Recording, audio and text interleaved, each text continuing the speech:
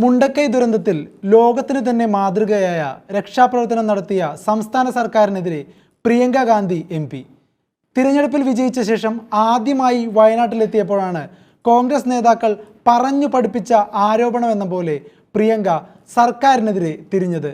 എന്നാൽ ദുരന്തമുണ്ടായി 4-ാം മാസം പിന്നിട്ടിട്ടും 5 പൈസയുടെ സഹായം നൽകാത്ത കേന്ദ്ര സർക്കാരിനെ ഒരു വാക്കുകൊണ്ട് പോലും നോവിക്കാതെ ശ്രദ്ധിക്കുകയും പ്രിയങ്ക ചെയ്തു. മുണ്ടക്കയിലെ രക്ഷാപ്രവർത്തനം മാതൃകാപരമായിരുന്നു എന്ന് എല്ലാവരും ഒരുപോലെ സമ്മതിച്ചതാണ്. ദുരിതാശ്വാസ ക്യാമ്പുകളും അവിടെ നിന്ന് സർക്കാർ വാടകയ്ക്കെടുത്ത വീടുകളിലേക്കുള്ള മാറ്റിപ്പാർപ്പിക്കലും നഷ്ടപരിഹാരങ്ങളും പ്രതിദിനം 300 രൂപ നൽകിയതുമെല്ലാം സംസ്ഥാനമാണ് നിർവഹിച്ചു പോകുന്നത്. ഒന്നിലും പരാതി ഉണ്ടായില്ല. പുനരധിവാസത്തിന് ഭൂമി ഏറ്റെടുക്കൽ ഉൾപ്പെടെ ഹൈക്കോടതിയുടെ അനുമതി ലഭിച്ചാലുടൻ സാധ്യമാകുന്ന സാഹചര്യമാണ്. ടൗൺഷിപ്പ് നിർമ്മിക്കാൻ രൂപരേഖയും സർക്കാർ ഇപ്പോൾ തയ്യാറാക്കിയിട്ടുണ്ട്.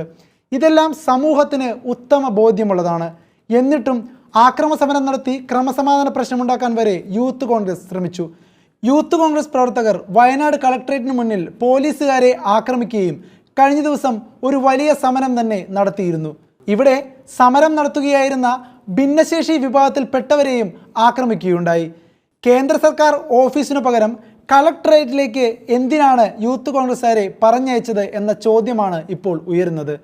ഇതൊന്നും പരിഗണിക്കാതെയാണ് പ്രിയങ്കയുടെ പ്രതികരണമെന്നാണ് ഭരണപക്ഷം പറയുന്നത്.